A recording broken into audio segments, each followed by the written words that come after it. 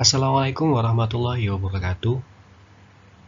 Perkenalkan, saya M. Ikhwal Anugrah dari kelas 3 D4 Teknik Elektronika A, Politeknik Elektronika Negeri Surabaya dengan NRP 2120600004. Pada video ini, saya akan menjelaskan mengenai implementasi keselamatan dan kesehatan kerja yang ada di jalan raya.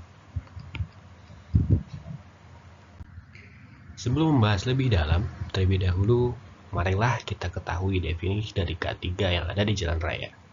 K3 sendiri merupakan segala kegiatan untuk menjamin dan melindungi keselamatan dan kesehatan melalui upaya pencegahan kecelakaan dan penyakit akibat kerja. Adapun kecelakaan lalu lintas adalah suatu peristiwa di jalan yang tidak diduga dan tidak disengaja melibatkan kendaraan dengan atau tanpa pengguna jalan yang lain yang mengakibatkan korban manusia dan atau kerugian benda. Sehingga dapat kita ketahui bahwa K3 di jalan raya adalah segala upaya atau kegiatan untuk menjamin dan melindungi keselamatan para pengguna jalan dari kecelakaan lalu lintas yang bisa mengakibatkan korban manusia dan kerugian harta benda. Sebenarnya apa hubungan dari K3 dan juga kecelakaan lalu lintas? Mengapa ini menjadi suatu hal yang sangat penting? Penerapan K3 atau keselamatan dengan kesehatan kerja di jalan raya menjadi sangat penting. Ini dilihat dari data kasus yang telah terjadi. Salah satunya dari data Kementerian Perhubungan tahun 2018 yang mencatat sebanyak 5.000 orang yang tewas dalam kecelakaan sepeda motor akibat pengendara yang tak menggunakan helm atau alat pelindung diri. Angka fatalitas kecelakaan karena pengendara tak menggunakan helm ini menjadi yang paling besar dibanding faktor yang lain. Faktor yang lain diantaranya adalah pengendara yang berkendara dengan kecepatan tinggi, kemudian pengendara yang berkendara karena pengaruh alkohol, dan pengendara yang bermain ponsel saat berkendara. Penggunaan helm atau alat pelindung diri ini merupakan salah satu bentuk penerapan K3 di jalan raya. Dengan data dan angka yang menunjukkan bahwa penggunaan helm menjadi sangat penting, ini menyimpulkan bahwa penggunaan atau implementasi K3 di jalan raya sangat penting bagi para pengguna jalan. Berikut adalah data kecelakaan yang terjadi di jalan raya sepanjang tahun 2022. Dari data Pusat Informasi Kriminal Nasional, kecelakaan lalu lintas yang terjadi sepanjang tahun 2022 sebanyak 25.138 kejadian. Terdapat 3 tipe korban kecelakaan lalu lintas, yakni luka ringan, luka berat, dan meninggal dunia. Jumlah korban tertinggi adalah luka ringan dengan total 19.519 korban. Kemudian yang meninggal dunia menempati posisi kedua terbesar, totalnya 3.706 korban, dan sisanya sebanyak 1.913 korban mengalami luka berat. Berikut ini adalah aturan umum dalam berkendara yang harus diterapkan oleh pengguna jalan raya. Yang pertama, memastikan bahwa telah mengikuti pelatihan atau kursus mengemudi yang akhirnya memiliki kemampuan dengan dibuktikan dengan adanya surat izin mengemudi atau SIM. Kemudian sebelum masukin kendaraan, berjalanlah mengelilingi mesin dan pastikan tidak ada orang yang berada di daerah blind spot atau titik buta. Kemudian jangan memaksakan kendaraan untuk dikemudikan apabila ada masalah. Kemudian datanglah ke bengkel mobil resmi untuk berkonsultasi meyakinkan seluruh kendaraan dan perlengkapannya telah memenuhi standar keselamatan. Yang kelima, seluruh pengemudi di lalu lintas juga harus memperlihatkan kemampuan mengemudi yang aman dan berkelakuan baik selama mengemudi. Berkelakuan baik artinya tidak mabuk alkohol dan obat-obatan terlarang, mematuhi seluruh rambu lalu lintas dan memprioritaskan pejalan kaki. Yang keenam, seluruh pengemudi harus patuh pada peraturan yang berlaku.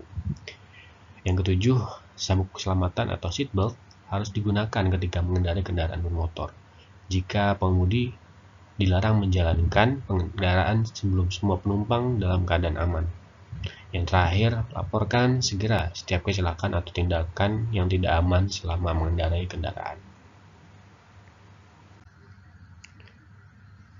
Berikut ini merupakan beberapa faktor yang mempengaruhi terjadinya kecelakaan lalu lintas. Ada 3 faktor, yakni faktor manusia, faktor kendaraan, dan faktor lingkungan. Faktor manusia merupakan faktor yang paling dominan dalam kecelakaan lalu lintas, karena manusia sebagai pemakai jalan adalah unsur utama terjadinya pergerakan lalu lintas. Faktor manusia atau sumber daya manusia yang mempengaruhi kecelakaan dapat diidentifikasi dikarenakan dari hal-hal sebagai berikut. Yang pertama, kurangnya kompetensi petugas di lapangan. Kemudian, rendahnya disiplin pengemudi dalam berlalu lintas. Yang ketiga, kurangnya pelatihan bagi pengemudi. Kurangnya ketegasan petugas di lapangan, serta kurangnya perhatian terhadap jam kerja bagi para pengemudi. Kemudian faktor kendaraan. Yang pertama adalah kurangnya perawatan teknis kendaraan, kemudian kondisi teknik kendaraan yang tidak layak jalan, kemudian kurangnya fasilitas keselamatan dalam kendaraan, kemudian kurangnya pengawasan mengenai kelayakan kendaraan dan izin operasi di lapangan. Yang kelima, belum adanya standarisasi untuk spare part kendaraan, dan yang terakhir, penggunaan kendaraan yang tidak sesuai dengan ketentuan. Yang ketiga adalah faktor lingkungan, yang mana faktor ini tidak bisa dipisahkan dari semua kejadian atau proses perpindahan manusia dan barang, karena faktor inilah yang menyediakan ruang untuk proses perpindahan tersebut. Faktor-faktor tersebut diantaranya yang pertama adalah daerah rawan kecelakaan yang belum ditangani dengan baik, kemudian kurangnya rambu-rambu lalu lintas, alat penerangan jalan dan marka jalan, kemudian geometri jalan yang berupa ruas jalan yang menikung, menanjak, dan menurun, kemudian kondisi medan yang terdapat banyak pemohonan dan atau cuaca kondisi berkabut, kemudian terakhir adalah lalu lintas campuran antara kendaraan cepat dan kendaraan melambat. Poin-poin yang disebutkan dari setiap faktor yang ada di slide ini hanyalah beberapa contoh dari beberapa faktor tersebut. Ada banyak sekali penyebab-penyebab yang memicu terjadinya kecelakaan lalu lintas. Namun tidak bisa saya lampirkan semua di sini, dan ini adalah beberapa contohnya saja. Kemudian, dari faktor-faktor penyebab terjadinya kecelakaan lalu lintas tadi, berikut ini adalah langkah-langkah untuk mengurangi resiko kecelakaan lalu lintas yang disebabkan oleh faktor-faktor yang tadi telah disebutkan. Untuk faktor manusia, diantaranya kita bisa memperketat persyaratan kelulusan untuk memperoleh surat izin mengemudi, kemudian melakukan pelatihan kepada masyarakat dan pengguna jalan, melakukan reward dan punishment, melakukan reward atau memberikan hadiah kepada pengguna yang telah tertib, dan melakukan punishment atau hukuman bagi pengendara yang melanggar aturan lalu lintas. Kemudian penggunaan alat pelindung diri yang sesuai dengan jenis kendaraan, dan juga kegiatan pemeriksaan kesehatan bagi para pengemudi. Kemudian untuk faktor kendaraan, upaya yang bisa dilakukan adalah kegiatan pemeriksaan rutin kondisi kendaraan, kemudian pemakaian kendaraan sesuai dengan peruntukannya, kemudian kesesuaian antara pengendara dan kendaraan, kemudian pemeliharaan kendaraan secara rutin, serta uji kelayakan dan keamanan kendaraan. Untuk faktor lingkungan sendiri, upaya yang dapat dilakukan untuk mengendalikan faktor-faktornya adalah yang pertama, mendesain jalan dan jembatan sesuai dengan peruntukannya, kemudian pemeriksaan dan pemeliharaan jalan, kemudian pemasangan dan peraturan penempatan rambu-rambu lalu lintas sesuai dengan standar keselamatan, serta menginformasikan kondisi cuaca dan jalanan yang tiba-tiba berubah secara ekstrim kepada para pengendara jalan. Selain dengan upaya-upaya atau kegiatan-kegiatan yang telah disebutkan sebelumnya untuk bisa mengurangi faktor terjadinya kecelakaan lalu lintas, ini adalah cara yang paling sederhana yang dapat kita lakukan sendiri untuk bisa meminimalisir terjadinya kecelakaan lalu lintas. Penggunaan alat pelindung diri atau APD bisa meminimalisir resiko kecelakaan yang terjadi. Kepala, lengan, dan kaki merupakan bagian yang paling sering terluka dalam kecelakaan. Dan dengan adanya APD ini, studi menunjukkan bahwa ini akan memberikan perlindungan 3 kali lipat lebih baik dibanding tidak menggunakan alat pelindung diri. Di antara alat pelindung diri, yang pertama adalah helm, yang mana helm ini akan dapat menyelamatkan nyawa dengan mengurangi tingkat cedera kepala dalam peristiwa kecelakaan. Pastikan kita memilih helm yang nyaman dan pas, dan jangan lupa untuk diikat talinya. dan juga memilih helm yang telah berstandar SNI atau Standar Nasional Indonesia yang dibuktikan dengan label yang biasanya ada di helm. Kemudian yang kedua adalah pelindung mata. Pengendara motor harus melindungi mata terhadap kotoran, serangga, batu, atau bahan udara yang biasanya berterbangan di jalanan, atau juga bahkan angin yang bisa menyebabkan mata mengeluarkan air mata dan mengaburkan penglihatan. Kemudian ada jaket dan celana, di mana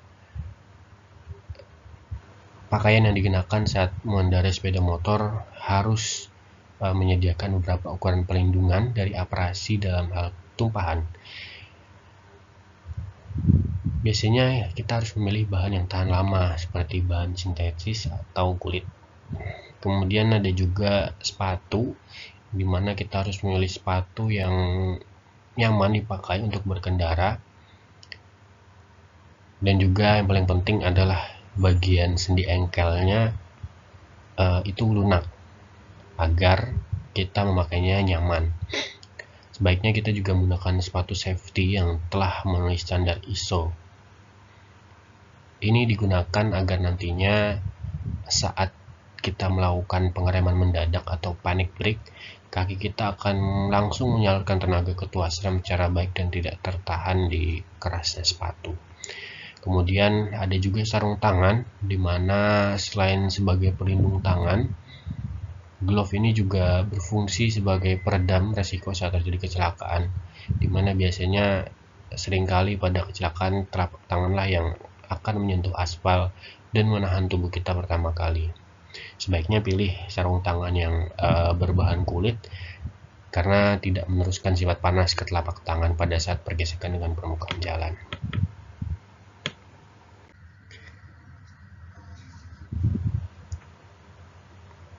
Dari penjelasan-penjelasan sebelumnya yang menyebutkan tentang betapa pentingnya implementasi K3 di dalam berkendara di jalan raya, dapat kita simpulkan bahwa saat ini angka kecelakaan lalu lintas di Indonesia masih sangat tinggi, dan ini merupakan masalah kesehatan masyarakat yang perlu mendapat perhatian karena tingginya kasus yang saat ini masih terjadi.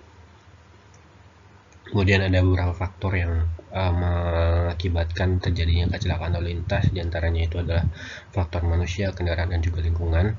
Dan untuk itu, demi meminimalisir angka kecelakaan yang terjadi di jalan raya, diharapkan bagi seluruh pengguna jalan raya dapat memperhatikan sikap dan perilaku pada saat berkendara untuk menghindari terjadinya kecelakaan lalu lintas yang akan membahayakan diri sendiri dan orang lain. Penerapan K3 di dalam jalan raya menjadi sangat penting untuk bisa meminimalisir angka kecelakaan tersebut.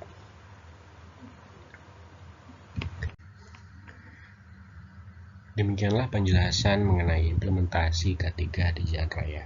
Kurang dan lebihnya saya mohon maaf. Wabillahi taufiq wal hidayah. Assalamualaikum warahmatullahi wabarakatuh.